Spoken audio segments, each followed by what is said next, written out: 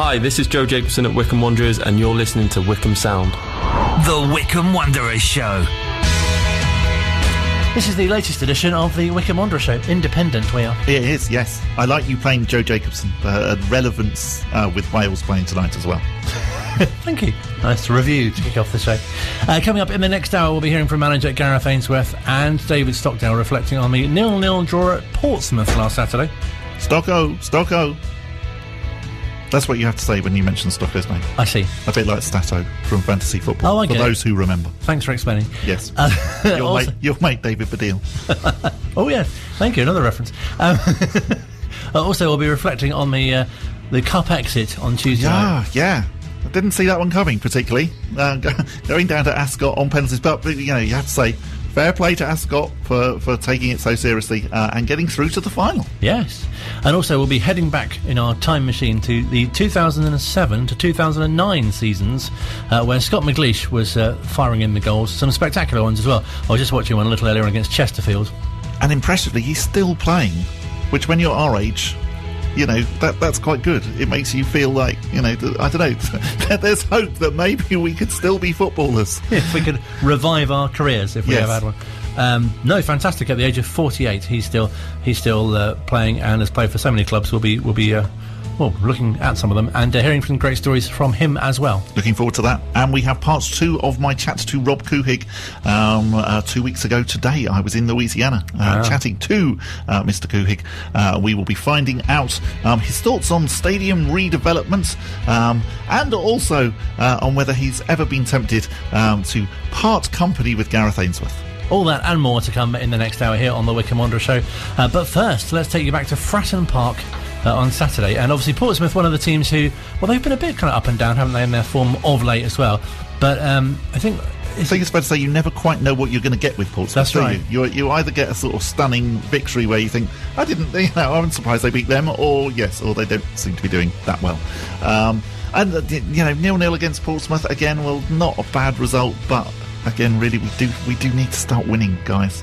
I'm pleased enough with the point, but brilliant tip as well. We do need to start winning. At this stage of the season, particularly I think it's just when you look at teams like Plymouth who have now won at least their last 5 matches in a row, and it's like, that's what you need to do at this stage of the season when it's March and we're beginning to look, and goodness me, let's remember as well, the season ends at the end of April.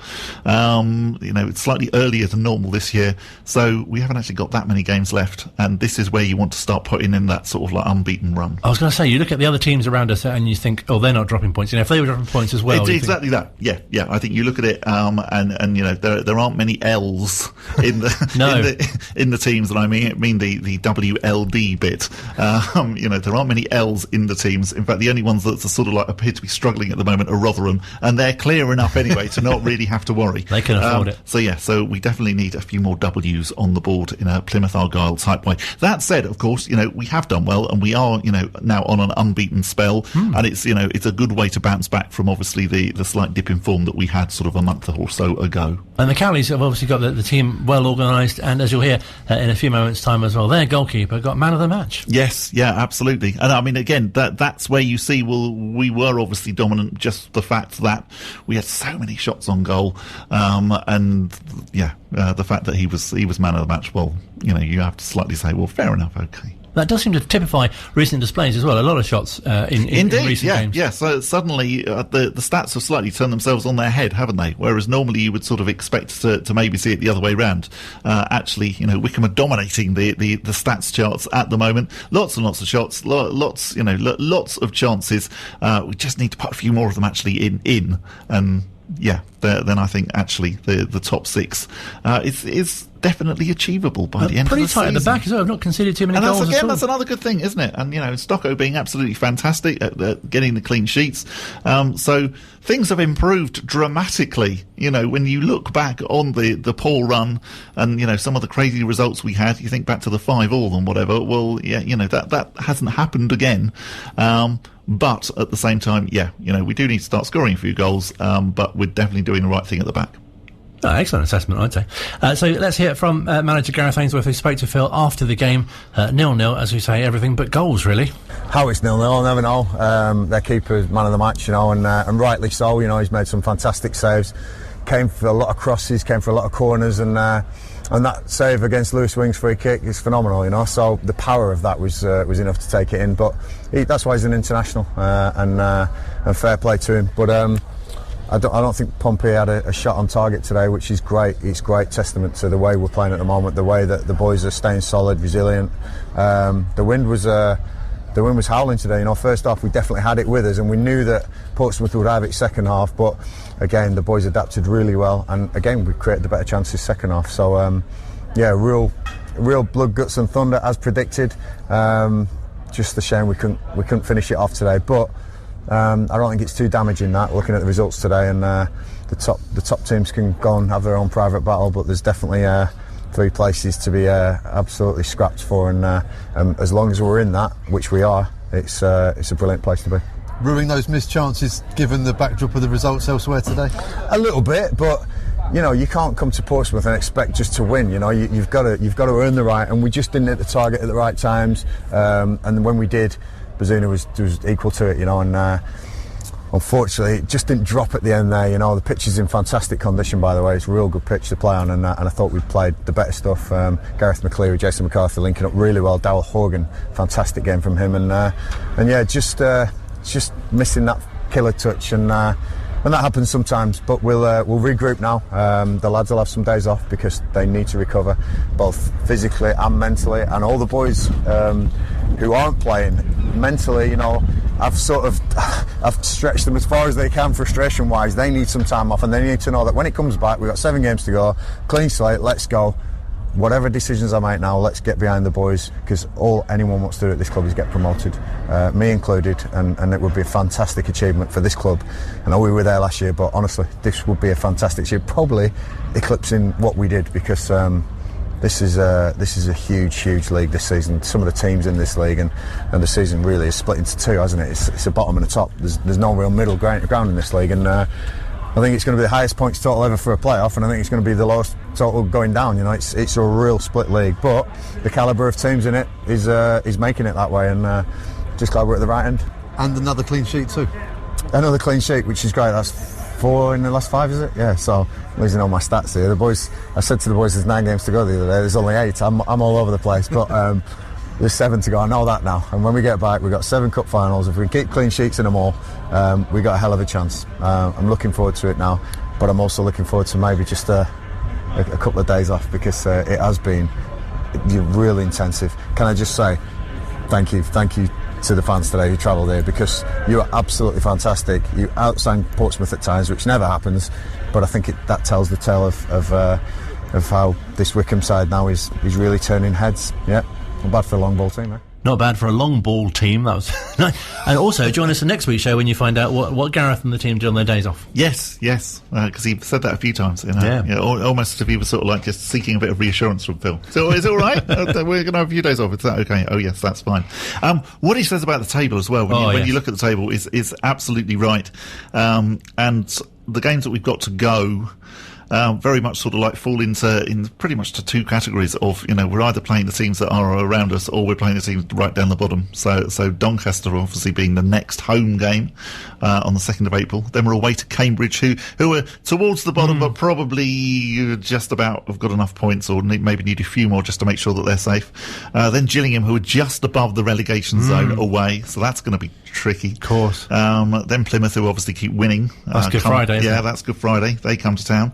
Then AFC Wimbledon away, who are struggling. Tickets for that go on sale tomorrow, by the way, to season ticket holders. Their new ground. Their new ground, exactly. So the tickets are being restricted to season ticket holders only first, because I think they're probably thinking that actually lots of us fancy going to that and ticking off another ground, which, yes, I definitely put my hand up for that one.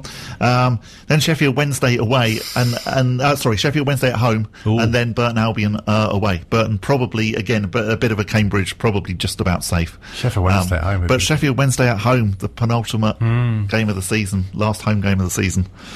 We hopefully we can sell that one out and actually make the atmosphere fantastic. To that could be a real 3-pointer. Yeah, that could be a real 3-pointer, couldn't it? Also, David Stockdale, of course, doing very well at the moment with his clean sheets. It's important to have clean sheets, isn't it? It is, yes. Especially on away games. And he's top of the tree, I think, joint with the Portsmouth goalkeeper as well. Oh, is he? What for clean sheets? Yes. Yes. Yeah. He spoke to Phil afterwards as well. Yeah, I felt we controlled everything real well today. We looked on top from the start. We didn't hold up. I mean, there's a bit of a wind you might be able to see, but in the first half we got on top of them. We played some great stuff, and then the second half they came out as you would do, and we looked comfortable all game, and to create chances that we have done as well. So it's not a great day, but it's a good day all round. It's a great place to play football. The atmosphere was great, and you were enjoying a bit of to and fro with the fans as well on the Fratton end. Yeah, I always do that because that's what they come. They come for a bit of fun, and sometimes when your team's not scoring, it's best to give a bit of stick to the goalie. So yeah, might as well give it back, and it was all in good jest. Have you had a look at the other results today? Because a lot of draws in and around Wycombe in the table today. No, a few people said I don't usually look at it till there's 2 games to go, or someone says you can't do it. We've just got to concentrate on ourselves, put as many points on the board, and I'm pretty sure that I've been told that there's some fixtures coming up for other people against teams like this, and for us to be drawing against top of the league and Portsmouth, who are in a good vein of form, we just got to win the games as many as we can, and if you're keeping clean sheets and creating chances, I'm sure we'll have a good chance. 5 games now unbeaten, 3 wins, 2 draws, 4 clean sheets now. That's really good form for this stage of the season when it really matters. Yeah, I mean, like, looking back now, we had that bumpy period, and it was always belief, like, things will turn, working hard. We work hard all the way through the season, but you just have to put that extra 5 minutes in on a set piece, or the manager will keep us in, or like today there's a few of the lads that paid out their own pocket to come and stay, even though it's not an overnight stay for the club, just to do things right, because the gaffer's asking us to do everything we can, so that's what we're doing.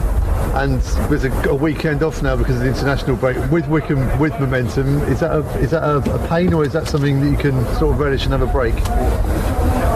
It can go both ways sometimes. I've always been at clubs that after you come back stronger, but running into that break with the vein of form that we've been in, I think it gives everyone a rest, and you're not coming back with, not pressure, but you're coming back with that impetus to kick on. Sometimes when you go into it on a bad period, you can't wait to get back, and you don't really relax and do everything you need to do and spend time away from football sometimes. And also away from football, there's a charity drive in Wycombe to do with the situation in Ukraine, and that's something that you're getting involved with as well. Tell us a bit more about that. Well, I seen it on Wycombe Sound that they was looking for donations to go over and just look after people in need in Ukraine in a dire time. So I got in touch. We was trying to get down to do a bit of support, but I'm going to be donating money, and hopefully people can take a look at it and donate what they can. And sometimes people can't, but I'm in a fortunate position where I can help people, and just having that thing in my mind that I'm helping people that are in a time that nobody of my generation has experienced, and a few generations. So it kind of got to me, and I wanted to help in some way, shape or form. Really nice of David Stockdale to support the campaign in that way as well. Thank you for mentioning us as well. 1-3, that was very nice. Yeah, really nice. Stoggo. We're very impressed. So moving on to Ascot United, the semi-finals of the Berks and Bucks Senior Cup.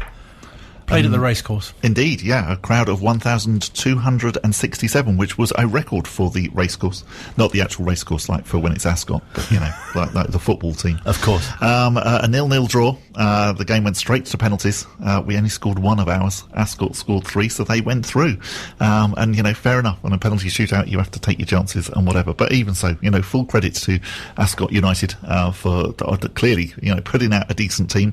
So we put out 7 regular players, and then the rest were all trialists. So it wasn't exactly a full strength side, but even so, you know, we had Solly Kai in there, Jack Grimmer, exactly, Chris Freno, yeah, Adam Prisbeck. So you know, it was a fairly decent, decent side.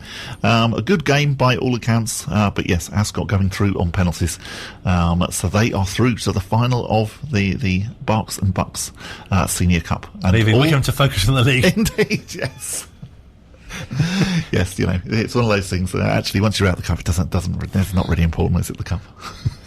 But I think it's been really nice that actually we have taken it seriously and we have been in it, and I like to see it being taken seriously because also, just it supports non-league football, which is a really, really important thing and really, really good. So, well done to Wycombe, and to Reading, and to MK Dons, he said slightly begrudgingly, for actually taking it seriously, and may that continue as well. Be nice to see us in the competition again next year. And really nice advert for Sam Grace and his up and coming sort of side and players as well, that he's kind of discovered a great opportunity for them to have a run out. Yeah, definitely. And a shame that actually that they couldn't go all the way and couldn't get to the final, because that would have obviously been really, really good for them. But yeah, nice to see that the B team development squad, whatever you want to call it, it's been called so many different things, hasn't it, over the past few years? But yes, I think we could just call it Sam Grace's boys. Nice to see them, actually getting some experience and getting some game time. Still to come on the Wycombe Wanderers show, we'll hear part 2 of Rob's chat with Bob. Yeah, that's right around, isn't it? Yes. You start either way around, really, couldn't you? I just realised. You could. Two people speaking a conversation, indeed. That's how it works. Either way works. Yeah. In Louisiana, a fortnight ago now. Yes, it was. You can hear the full chat on the website. A reminder as well that the full interviews with David Stockdale and Gareth Ainsworth are available on Wanderers TV as well, if you'd like to hear a bit more of those. Perhaps a bit more wind from Portsmouth as well. It did sound quite... You can see why it's down on the coast, can't you? Yes. I was quite impressed. Because David Stockdale said you could see the wind, which really? I thought was a strange thing to say. Yes. You can't usually see wind, can you? No, not normally. Oh, but if you've got corner flags, then I suppose. Absolutely, that's a good point. Yes, yeah. That's why you have the corner flags. Yeah, absolutely. Yeah.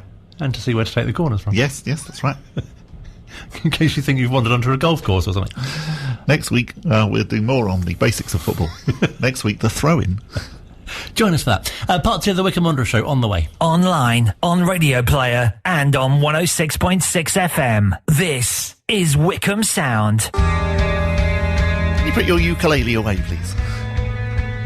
Still to come on the show, we will be hearing from Rob Couhig when I went out to Louisiana. We also have to say a big thank you as well to everyone who has said nice comments about the interview, because you can get the interview as a podcast, the whole thing.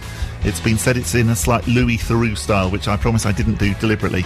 But anyway, we have got some nice comments about it, which we will mention later on in the programme.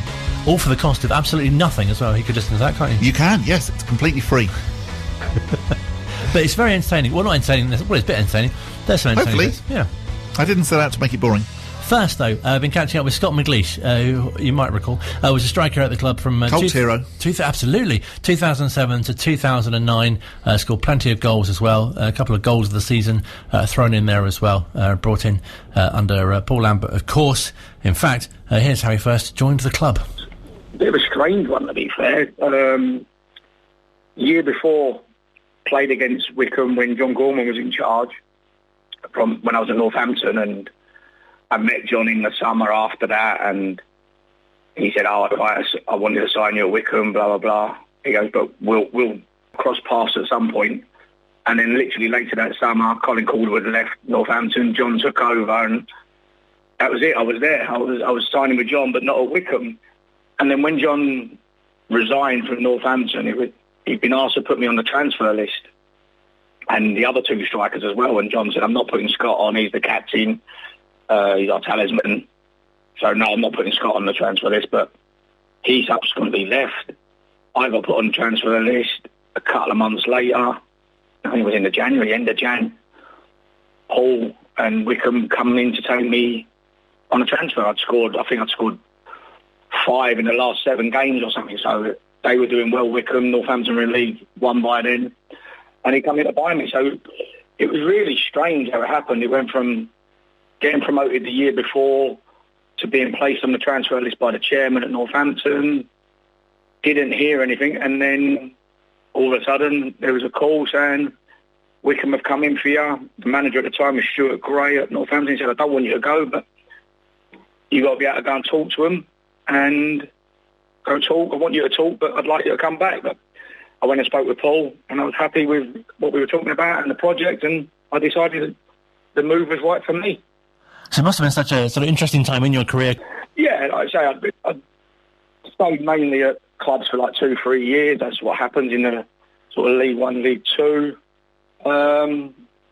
But I'd scored goals, and as a striker, that's your main role. So, but I think it was more to come in and back up to start with what was already there, because that year for Wycombe, they were doing really well in the league, but they were in the semi-finals of the League Cup, and Tommy Mooney and Jermaine Easter were scoring goals for fun. So I think the initial idea was to come in and put pressure on those two, but also release some sort of, not stresses off them, but knowing that we could rest them in certain games, and I'd go in and be just as good as such. And that's how it really was to start with. I was mainly backup when I first went there, which was obviously a bit strange for me, because I'd come from a team that I was playing at, a division above, to then literally sit there, take my turn as a sub. And in a way it was strange, but in a way it was probably the right thing, because Jermaine and Tommy didn't deserve to be dropped for me. They were scoring goals and doing real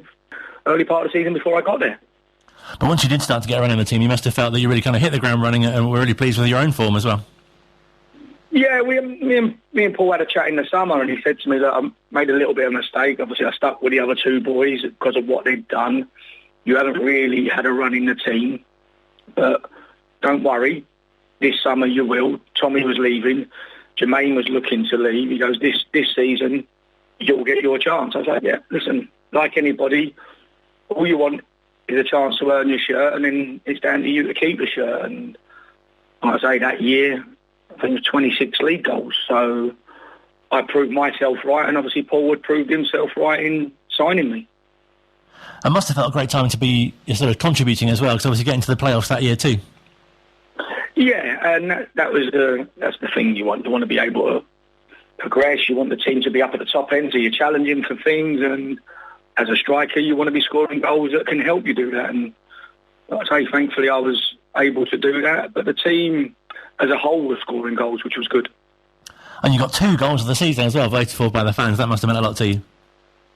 Yeah, obviously, getting any award is nice. It is a team sport, but getting any personal award is nice. But any award you get off the fans just means a little bit more, because they're the ones who paid to go and watch you, and they're the ones who see you week in, week out. And if you can get something off of them, that means you delivered week in, week out. And you must have had a really great relationship with Paul Lambert as well.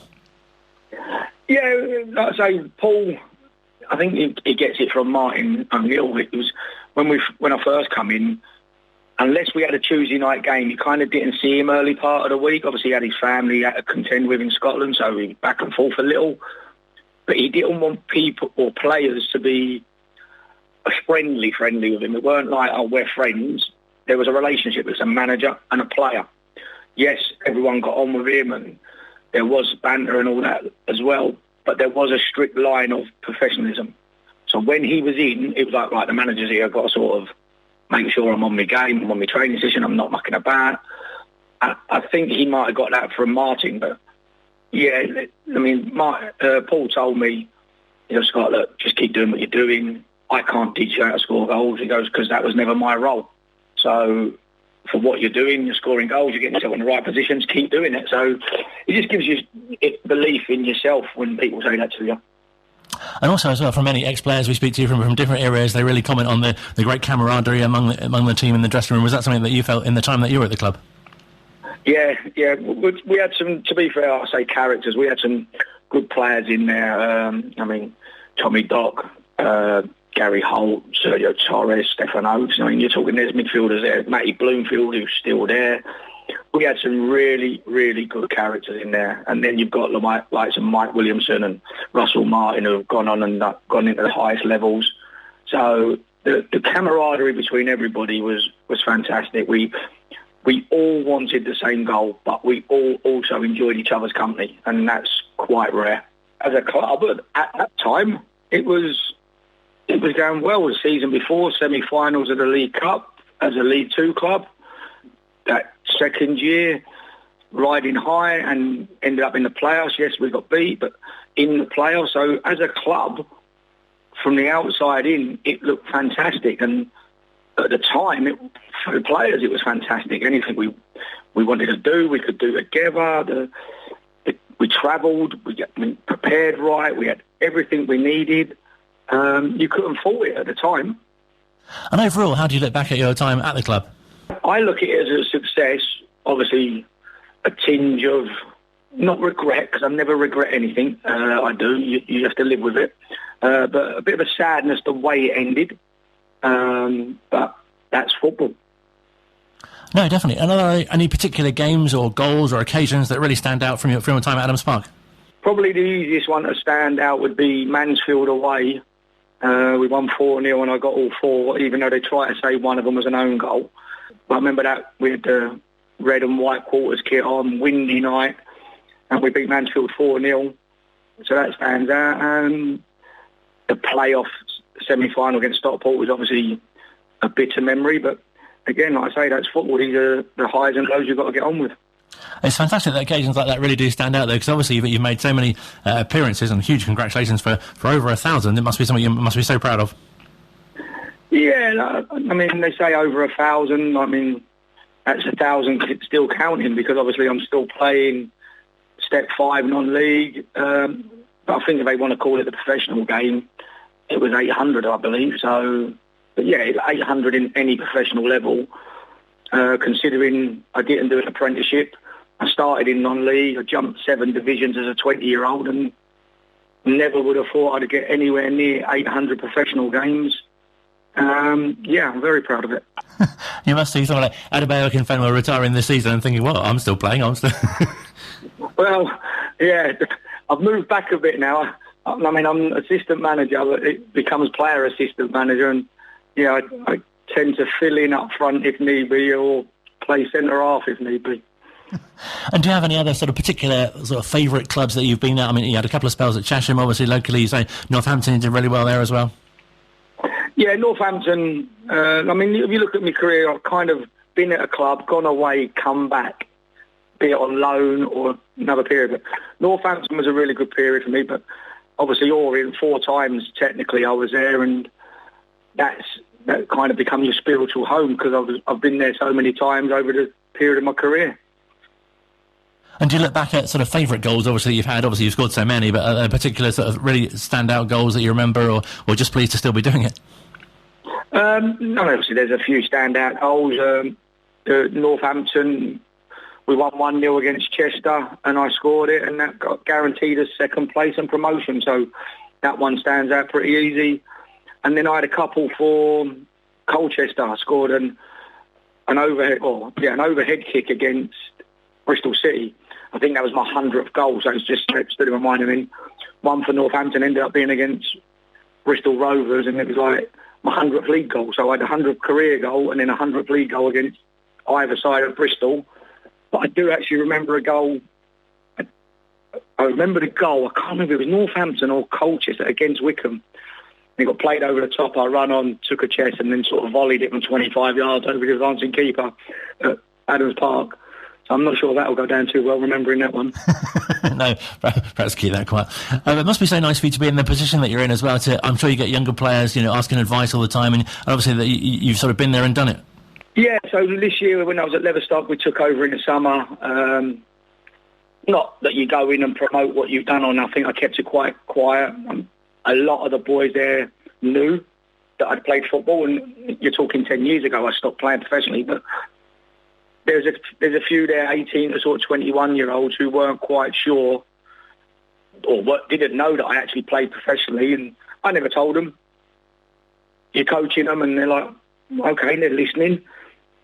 And then all of a sudden one of the older boys in the team had said, you do know Scott played, don't you? And they're like, and the next training session you can see their ears prick up a bit more. They've Googled me or they've looked on video, and one of them actually said, you actually played? I went, yeah. And then there's a sort of different sort of dynamics then. Players are now like, whoa, Scott, what can I do to improve? How do I do this? Where before they just thought you were a non-league coach and they're trying to step forward and go higher. Now all of a sudden they're tapping into you, like you say, going, what do I need to prove on? How do I do it? Is there any help you can give me? And like any coach, that's what you try and do. My role at this club I'm at now is to develop the players. And if they move on to higher and better things, then hopefully I'll play a small part in that. And do you look back on your career with such pride? Because obviously it's such longevity as well, and the goals that you've scored and the difference you've made to so many clubs as well. Yeah, definitely. Like I say, when I started, I was an apprentice electrician, and I gave that up. I took the final exam after signing for Charlton, and I actually failed it. So that was a big step. I walked away from a job for a year's contract. I actually took the exam the following summer and passed it because I thought otherwise I've wasted 3 years of college. But that following summer when Charlton released me, I was like, well, what do I do now? I've given up work. I've given up a full-time job. And the Charlton reserve team manager, Keith Peacock, said, don't you worry. I've had 8 clubs phone up. 6 are definitely interested. So to go from an apprentice electrician, giving up my work, to accept a 1-year contract, to end up still playing professionally 18 years later, I'm mightily proud of it. I'm guessing you still keep an eye out for how Wycombe are doing as well. Obviously fantastic to have been in the Championship for a season and doing pretty well in League One as well, competing with the top 6. Yeah, definitely. I mean, it was a shame that when they were in the Championship that obviously we see what's happened with Derby and that they've literally stayed out on goal difference and things could have been different. But more importantly, they couldn't get the fans because that one season, stay up or get relegated as they did on goal difference, the finances that could have been generated would have set the club up even more so. But it's not stopped them. They're still in with a shout of getting promoted again through the playoffs, and we've seen them in the playoffs once or twice before, and recently the record's been good. What's it, obviously, for someone from a first-hand experience, because as a fan it feels like the playoffs are such a lottery. Is it like that when you're playing in them? They're not my favourite. I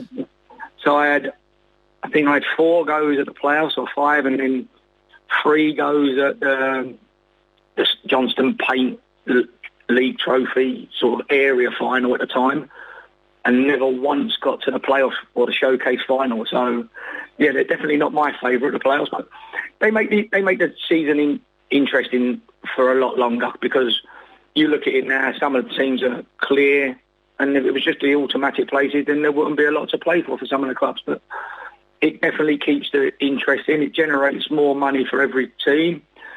And it's been around so long now, it's second nature. But I never got to the final, but I can only imagine they are the best feeling in the world if you go up. When you don't go up, it's got to be the worst feeling in the world, because you don't even get a trophy, you don't even get a runners-up medal or nothing. You just literally walk off the pitch. You're not promoted. End of. It's very strange, but I guess that's what we like about football, I guess. Yeah, I mean, you get to a cup final, they get a runners-up medal. You get into a playoff final, yes, it says final, but it's either you go up or you don't. So that's why. And you tend to see a lot of teams have a little bit of a hangover, and all the ones who get sort of beat in the final have a little bit of a hangover start the season. I know we did when we was at Barnet. We got there, and then the next year we had a hangover, and then the third year we got there again. So we got there year 1 and year 3, and we had a hangover both times after that because we never went up. The lottery of the playoffs. Brilliant to chat to Scott McGleish and hear his thoughts. I remember going to see, I think it was Cheltenham, the home leg of a game against Cheltenham in the playoffs, and that was quite nervy. Really interesting to hear, particularly like his non-league experience and what he was then saying about actually not telling the players who he was, and just then the change in respect when they figured out who he was. Just, really, really interesting insight into actually what happens to, because clearly not all players are going to go on and be, managers or coaches at high-profile clubs. And goodness me, our hat off to Scott McGleish. I mean, his career before he came to Wycombe was really amazingly, really amazingly impressive. The fact that before he came to Wycombe, he'd played 100 times for Barnet, Colchester and Northampton. And that was before he even came to us. And then afterwards, 81 appearances for Leyton Orient, including scoring 24 goals, plus some on loan there as well. Bristol Rovers, and then just a huge non-league career. Whitehawk, Chesham, Enfield Town, Wealdstone, Edgware Town, Hendon, Leverstock Green, Lots and lots of clubs. Still playing now as well, at still the playing ripe now. old age of 48, which, as you say, is sort of our age, and incredible to think that to keep yourself in that condition as well. Yeah, yes. For some reason, it's sort of quite reassuring that he's still playing at our age, but in some ways, then if you put it the other way around, you slightly think, well, no, really that means that, rather than just sitting here drinking cups of tea and chatting about football, we could still be out there running around. Yeah. Yeah. In the dark. Although that's probably why he was actually a proper player and we weren't, because we just sort of like ran around and weren't quite sure what we were doing. And you tried to put people off by joking at them. Just causing a distraction. I think you actually said that to Gareth once, didn't you? Yes, distraction tactic. That's Yes. what how I could affect the opposition. Put them off. Final part of the Wycombe Wanderers show on the way. We'll hear Bob's chat with Rob in Louisiana as well. Part 2 of that. The whole of it, of course, you can catch on the podcast version of our show as well. There's an extra, a bit like the DVD. You get the the extra bonus. You get the bits. outtakes and bits. Yeah. No, you don't really. No, we don't get the outtakes. The Easter eggs. I don't even know what those are. The Easter eggs. That's what they're called, isn't it, on a DVD? I'm just looking over to Luke here, who knows about such things. Didn't realise that. I've learned something. Like the little exciting bits, like you get in a Pixar film or something. Yeah. Right. That's on the way here at Wycombe Sound. Online, on Radio Player, and on 106.6 FM. This is Wycombe Sound. Final part of the Wycombe Wanderers show still to come between now and chucking out time. We'll be giving you some very positive feedback that the show's had. Notice we won't mention any of the negative stuff. No, there hasn't been any, has there? Not that. Well, that's asking for trouble, that is. Yes. You're going to get lots of people telling you what Easter eggs are. Don't send us negative stuff. We won't read it out. Fine. We're quite happy. Because we're the independent show, remember, so we're quite happy with negative stuff as well. Yes, you've got some breaking team news. I do have some breaking news, actually, which we spotted on the Maidenhead United website, not actually on the Wycombe Wanderers website yet, and that is that Jack Waitley has joined Maidenhead United on loan until the end of the season. Maidenhead do all the normal things of mentioning sort of like where he's been and whatever, and Chelsea, blah, blah, blah, and welcoming him. But yes, so we've seen that on the Maidenhead website. We haven't actually had confirmation of it on the Wycombe website, but I'm assuming that it's, the fact it's on the Maidenhead United website. Kosher. Exactly. It's not April Fool's Day yet or anything, is it? All the best to Jack for the rest of the season at York Road, of course. But now we're heading back to Louisiana, which is not really an expression I've used many times in my life, but but you were there. It was the first time that I'd been there, so I wasn't heading back. What were your first impressions? No, we're heading back as in we were there last week. We were, that's true. And you were there a few weeks back, so we're heading back. My first impressions, so actually when I landed, where it was really wet and rainy, so it was like, oh, okay. But the following day was beautiful sunshine. And it is a really, really good destination to go. Particularly, I think, let's say like if you're somebody who goes to America and maybe goes to Vegas or somewhere like that, and you're looking for maybe a slight alternative, then definitely New Orleans should be on your list of places to go. And they do have gambling there as well. So if you only go to Las Vegas for the gambling thing, you can go to Louisiana and gamble there as well. And you might run into Rob Couhig. You might do, yes. It's that sort of place, isn't it? Yeah, Everyone absolutely. knows everybody. Go and see Rob Couhig. Mention Wycombe Wanderers to people, and they might say, "Oh, it's the Wycombe Wanderers." And go and see Missy as well in the bookshop in St Francisville. It's called The Conundrum, and it's well worth a trip. Yes, I got a T-shirt from there, but no book. But you can buy books, and I do feel bad now that I didn't buy a book. Sorry, Missy. So Rob has been speaking to Bob about a number of things, as you might have heard from part 1 this week. Or now, we discuss, among other things, the accessibility to the ground. We're working on the access. That remains the bugaboo to the place. Until we get that beat, I suspect we're putting our head against the wall a little bit. Is there ever a time where you think, actually, is there somewhere else in Wycombe we could be? Have you considered moving away from Adams Park? Remember that I am like 95% of owners, never 100% satisfied with the deal or what you got.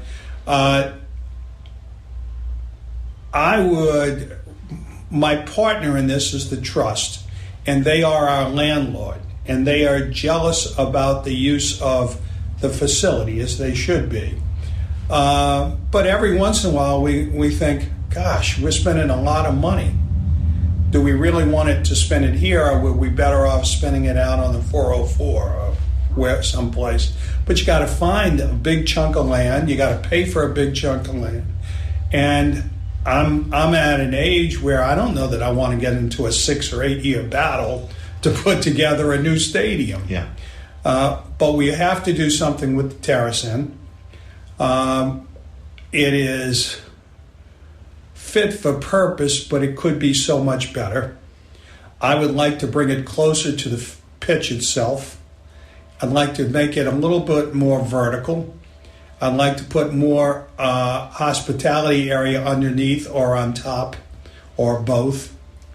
And I'd like the sound to come from it to be as good or better than from the visiting area, which drives me nuts because they have that great acoustical area.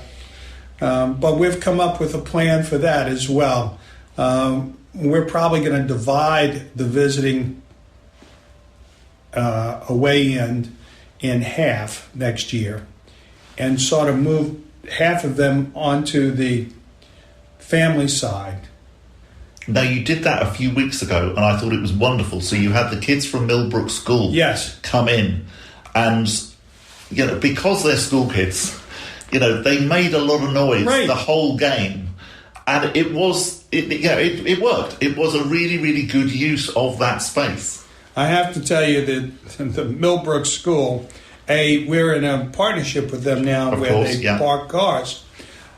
And Pete and Neil came to me and said, or Matt, and said, look, we'd like to give these tickets to the Millbrook School. Well, one thing people have learned is you don't go to Rob and say you want a discount or give. I don't mind writing a personal check, but I don't want the club to.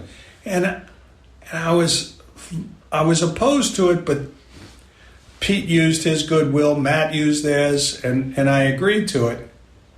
And by coincidence, for that game, we did a promotion for our subscription plan.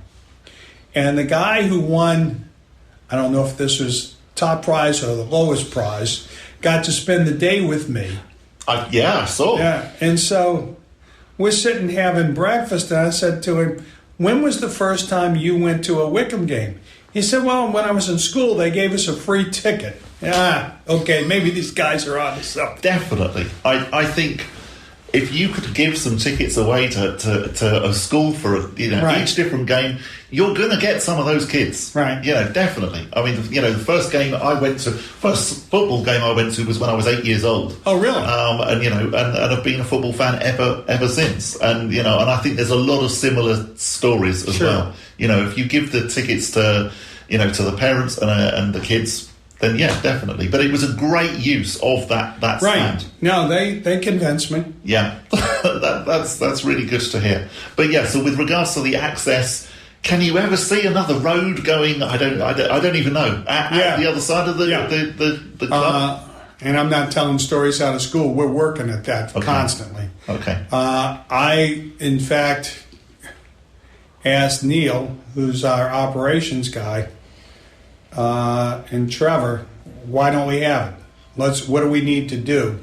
And so that is Neil and I kid, because I always come over there and I come up with a list of 23 things I'd like to do. But that's top in the off season.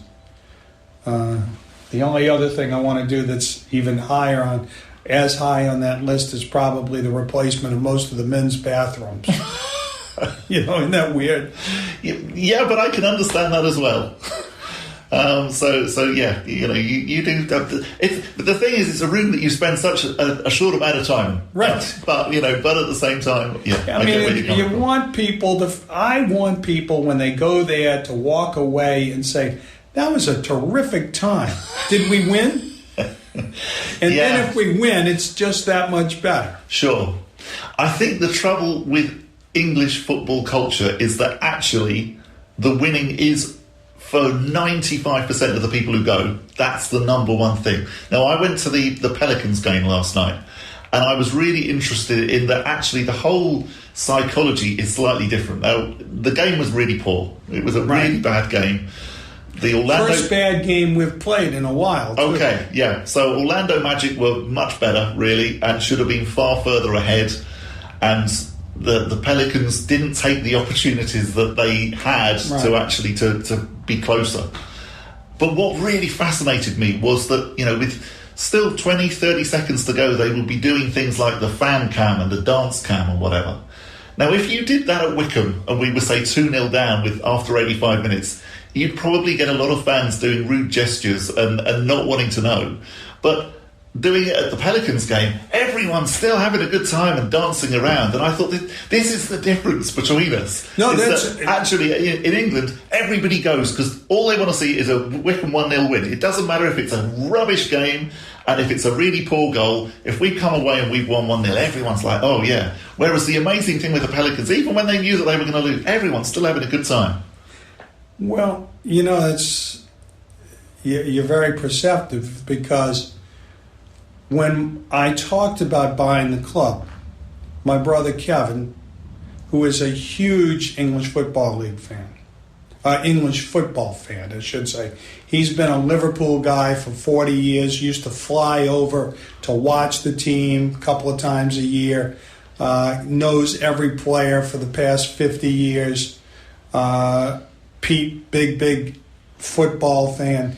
I didn't come into it that way. I was a baseball guy, which is even more like that Pelicans game, because you play 150 times a year. If you're going to get emotionally beat up because you lose a game, you got no place in this.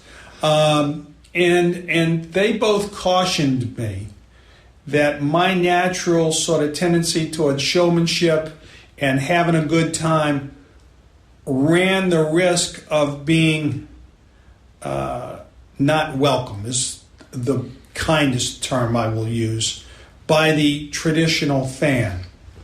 And that I had to be very careful in how I approached it. Fireworks. I am in love with fireworks. Let's make sure that's done. Yeah. I get criticisms from people saying, what is this about? Why are we don't need to waste our money on fireworks. And I'm thinking, it didn't cost you a penny. What do you think? Because I don't have fireworks, I'm going to have somebody else playing striker next week? How about we recognize that it's the totality of the experience? And here's, just as I acknowledged that free ticket actually got me some money, we have had many a family call up and say, just trying to make sure you guys are having fireworks because the family loves the fireworks. Now, there is a coterie of people, a strong coterie, who, if we never have fireworks again, will be happy. The fact that we've never lost a game with fireworks, I was going to say, works in our favor, and so we're trying to figure out if we should put them on for Saturday or not, but it's hard at 5 o'clock in the afternoon. Yeah, of course. But yeah, so that cultural divide, that's probably, the biggest difference. And of course, Kevin, and I'm a reader, so I've now gone back and educated myself on how the sport came to be. From the mill guys working for 6 days, and you get off at noon, and you go get yourself loaded, and then you go watch the mill team play that the owner sponsored to make everybody feel better, and then you could get drunk and you could have a fight, and it was all male dominated. And one of the first things we try to do, and the reason we have Missy on the board, is that we believe in a family atmosphere. And that sort of runs headlong into a lot of traditionalists who think it ought to just be the guys out drinking beer and yelling and screaming. But a lot of the women do too. So we live in a different culture. With regards to, say, our recent dip in form, is there ever a time where you have what we might call the sort of itchy finger trigger syndrome, where you're thinking, is this the right guy to be leading Wycombe Wanderers? No. 2 reasons. Philosophically, I've run both of my law firms and my other businesses, and I am never a believer that, oh my gosh, you tried a case and you lost it, therefore you're not good enough. It's the body of work that I'm looking at. Are we making progress as time goes on? You can't measure in sport, it seems to me, even if you have a disastrous run of 20 games, that doesn't mean anything. It's why are you doing it? What's happened? What did we look forward to and the like? And so I have told Gareth, and this was either early on or during the run, I said, man, the one thing you should never worry about is your job security. You can lose the next 20 games, and I'm going to expect to see you next August here. He makes it easy to say that. I am convinced that he's a good judge of talent. He's a very good man manager. He's pretty good at managing me, which is part of the manager's job, truthfully. He keeps me informed. He and Pete and Andrew, I think, have a great eye for talent. So, look, if I expect to be promoted at the end of this year, but if we're not, that's the vagaries of sport, not the failure of him. Now, if he were to come up and do something absurd, that'd be different, but I don't see it. I mean, he's at an age where you know what you got. And then I watch a lot of these guys. What are they expecting the manager to do? Is he going to kick the ball? Yeah, Frank Lampard recently saying, did you think I had a magic wand? It's really heartening to hear you say that, and really that question was for all of the people, or the minority of people on Facebook, on one of the Wycombe Wanderers groups that I've read in the past couple of weeks, where they're questioning the manager, and you think, well, this is the guy who's got us up, out of League 2, out of League 1, and surely after 500 games and 10 years, you must realise that actually we're on to such an amazingly good thing. I hate to disappoint your listeners, but I don't do Facebook. I think I have something left over from when I ran for mayor 20 years ago. They opened up a Facebook account. I wouldn't know how to get onto it. My wife looks at it, but she's very judicious. She doesn't let anybody be her friends who's not her friend. I got a buddy or two of mine who are on it because they're like all soccer fans or football fans. They want to know what everybody's saying, and so they will call me occasionally and say, you got some disgruntled fans. Well, okay. Everybody has disgruntled right. fans. It doesn't matter if you're Manchester City or whether you're Swindon. You got to remember my background. I ran for mayor, and then I endorsed the guy who ultimately became mayor, and ultimately he went to jail. Okay? So I have had people vilify me in the past. And you can hear more with Louis Theroux chatting to Rob Couhig in Louisiana on the podcast version of this show. There's somebody in ITV now writing down that last bit. That sounds like a good mini-series. No, definitely. Luke's joined us. We've got some reaction as well. Yes. You said about negative comments. It's not really negative, but it made me laugh. Strongest team on the Wycombe Wanderers forum, the Gas Room, said the local station that seems to only broadcast to and from the car park, which just made me laugh. I thought that was very funny. Right in the middle, though, said that they really like the show. It's good listening with the ex-players. They also like the it's separate from the club as well. Independent. Yes. That's our new catchphrase. They also went on to say that they really enjoyed the interview. Other people have said they've really enjoyed hanging out with Rob and Bob, which I thought was quite nice. That's going to be a mini-series on its own. It is, yeah. Okay. This week. T on Twitter said very interesting and informative listen as well. And Paul Lewis as well has quoted a bit about the stadium and spitting the fans, which is very interesting. And Darren's dropped us an email as well. I was going to say, yes, thank you very much to Darren, who emailed as well, saying, love the edition where you visited the Couhigs, really different way of approaching a club owner and a really good listen. He also talks about Missy being a bookshop owner and whether there's been any talk of a new official history. Not that I'm aware of, but I'm sure if you mention that to Missy, straight away she'd be thinking, oh, that's quite a good idea. So there's two books we've got for them now, the ABC of Wycombe and ABC the of History. Wycombe, which was possibly is going to be a children's book, we're not sure. And the Top Trumps, of course. And the Top Trumps We've done well from Dog Leads as well. Yes. Well done for bringing that up about the definitely. shirts, Yes. Yeah. I look forward to the away and goalkeeper Dog Leads that will be coming out next year.